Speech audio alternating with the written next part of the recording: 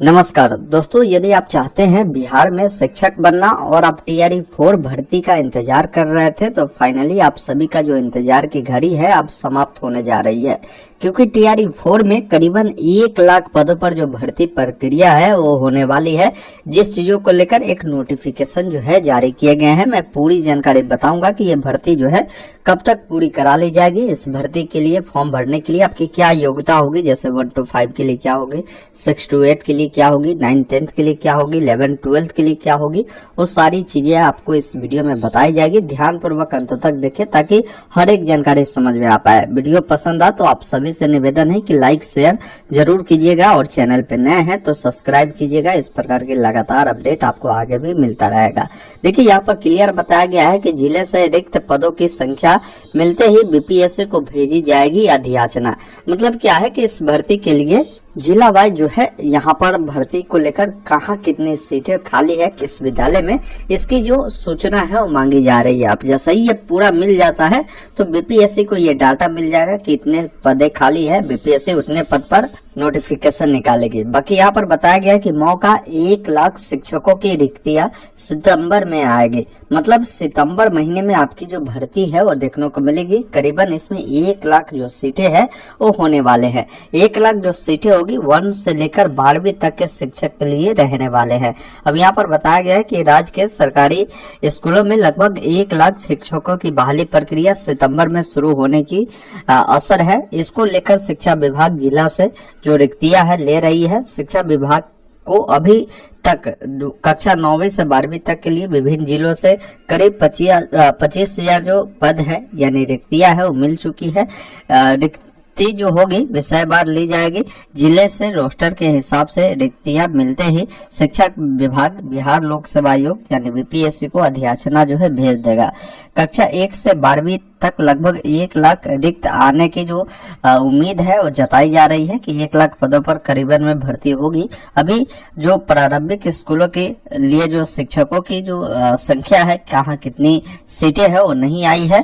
शिक्षकों के तबादला और बीपीएससी से जो टीआरई 3 में जो भी अध्यापक की बहाली हुई थी तो उनकी भी अभी योगदान की प्रक्रिया जो है अभी जारी है। ज्वाइनिंग के लिए 31 जुलाई तक जो है मौका दिया गया है। टीआरई 3 के तहत चयनित सभी शिक्षकों की ज्वाइनिंग और हाल में विभिन्न कोटि के जो शिक्षक है उनका जो स्थानांतरण हुआ है, मतलब जो बदली हुई है, उसके बाद भी जो बची जो सीटें है उसका जो गणना है वो की जाएगी। इसके बाद खाली रिक्त जो पदे बच जाएगी उस पर जो रोस्टर के हिसाब से पदों का जो आकलन है वो होगा और रिक्तियों के गणना में यह देखा जाएगा कि पहले से 5वीं कक्षा के लिए, फिर 6ठी से 8वीं कक्षा के लिए, 9वीं से 10वीं कक्षा के लिए और 11वीं से 12वीं कक्षा के लिए शिक्षकों के कितने पद खाली है। जाहिर है कि इस प्रक्रिया को पूरा करने में कम से कम 20 से 25 दिन का जो समय है वो लगेगा। जानकारी के अनुसार अगस्त में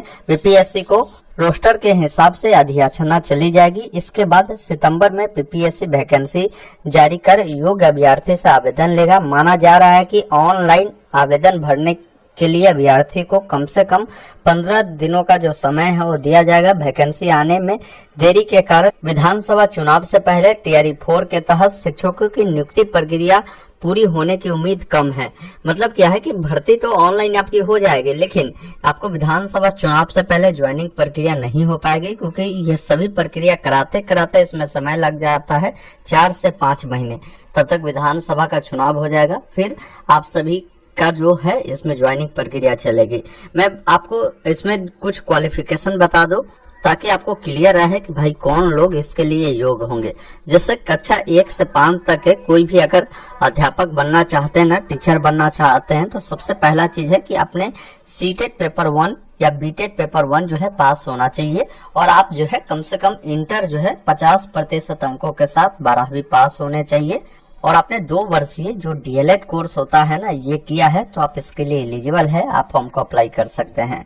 इसके अलावा बताया गया है कि अगर कोई लोग 45% अंकों के साथ 12वीं पास है और उन्होंने प्रारंभिक शिक्षा में 2 वर्षीय डिप्लोमा अगर आपने किए हैं एनसीटीई से तो भी आप फॉर्म को अप्लाई कर सकते हैं। या कोई लोग ऐसे हैं जो 50% अंकों के साथ 12वीं किया है और उन्होंने बीएलएड किया है फिर भी फॉर्म को भर सकता है। तो इन प्रकार की योग्यता को पूर्ति करते हैं तो आप फॉर्म को भर सकते हैं। बाकी बात की जाए 6 to 8 के लिए, तो इसमें क्या होता है ना कि आपका जो सीटेट पेपर 2 होता है वो मांगा जाता है, और या तो आपने बीटेट पेपर 2 उत्तीर्ण किया है तो आप एलिजिबल है। कम से कम इसमें स्नातक आपको पास होना होगा और 2 वर्षीय या तो आपने डीएलएड या बीएड किया है तो फॉर्म को अप्लाई करेंगे। इसके अलावा और भी योग्यता रखा गया है कि अगर कोई 50% अंकों के साथ स्नातक किया है और या स्नातकोत्तर किया है और बीएड किया है वो भी एलिजिबल है। कोई 45% अंकों के साथ स्नातक किया है और यहाँ पर बताया गया है कि शिक्षा शास्त्र में 1 वर्षीय अगर स्नातक किया है फिर भी एलिजिबल है। कोई 50% अंकों के साथ जो है 12वीं किया है और 4 वर्षीय बीएलएड किया है फिर भी वो एलिजिबल है। कोई 45% अंकों के साथ 12वीं किया है और 4 वर्षीय जो कोर्स होता है इंटीग्रेटेड, जैसे बीए के साथ आपने बीएड किया हो या बीएससी के साथ बीएड किया हो तो भी आप इसके लिए एलिजिबल है, ये ध्यान रखिएगा। या कोई लोग जो है 50% अंकों के साथ स्नातक किया है, 1 वर्षीय बीएड जो कि विशेष शिक्षा में किया है फिर भी वो लोग एलिजिबल है। कोई 55% अंकों के साथ पीजी किया है, 3 वर्षीय बीएड या उन्होंने एमएड किया है इंटीग्रेटेड वाला फिर भी वो एलिजिबल है। बात करें 9वीं से 10वीं के लिए, तो इसमें क्या है ना कि स्टेट पेपर 1 जो है आपको उत्तीर्ण होना होता है और इसमें बोला गया है या तो आपने स्नातक या आपने पीजी अगर 50% अंकों के साथ पास किया है और आपने जो है बीएड भी कर रखा है तो आप इसके लिए एलिजिबल होंगे। इसके अलावा भी आपको यहाँ पर योग्यता बताए गए हैं। अब यहाँ पर देखेंगे 9वीं से 10वीं के लिए आपको बताया गया है, ये जनरल सब्जेक्ट के लिए था। कोई वही फिजिकल एजुकेशन के लिए अप्लाई करेगा ना तो आपको स्टेट पेपर 1 उत्तीर्ण होना होगा और आपको जो है शारीरिक शिक्षा के साथ 50% अंकों के साथ जो है शारीरिक शिक्षा में स्नातक की उपाधि होनी चाहिए। या अथवा करके बताया है कि अगर 45% अंकों के साथ जो है स्नातक उपाधि तथा राष्ट्रीय अथवा राज्य अथवा अंतर विश्वविद्यालय खेलकूद अथवा खेल प्रतियोगिता अथवा एथलेटिक्स में सहभागी अगर आपने हुआ है और तो भी एलिजिबल है। इसके अलावा अथवा में देखेंगे 45% अंकों सहित जो शारीरिक शिक्षा में स्नातक होता है वो है फिर भी एलिजिबल है। और इसके अलावा देखेंगे म्यूजिक के लिए आपको पात्रता बताया गया है, ललित कला के लिए आपको बताया गया है, डांस टीचर के लिए बताया गया है। इसके अलावा स्पेशल जो टीचर होते हैं ना जो दिव्यांग बच्चों को पढ़ाते हैं उनके लिए बताया गया है। तो ये सारी चीजें आपको बताई गई है।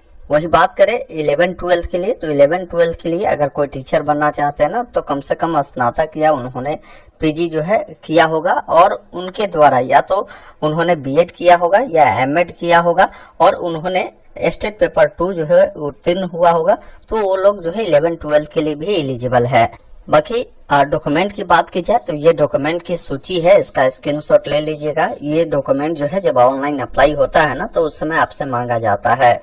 बाकी जैसे ही इसका डिटेल विज्ञापन आता है मैं डिटेल वीडियो आपके लिए उपस्थित करूंगा कि भाई इसका फॉर्म जो है कौन लोग भरेंगे तो कैसे फॉर्म को भरना है, वो सारी चीजें अप्लाई वाले वीडियो में आपको देखने को मिलेगा। बाकी इस वीडियो को शेयर कर दीजिए। धन्यवाद। जय हिंद।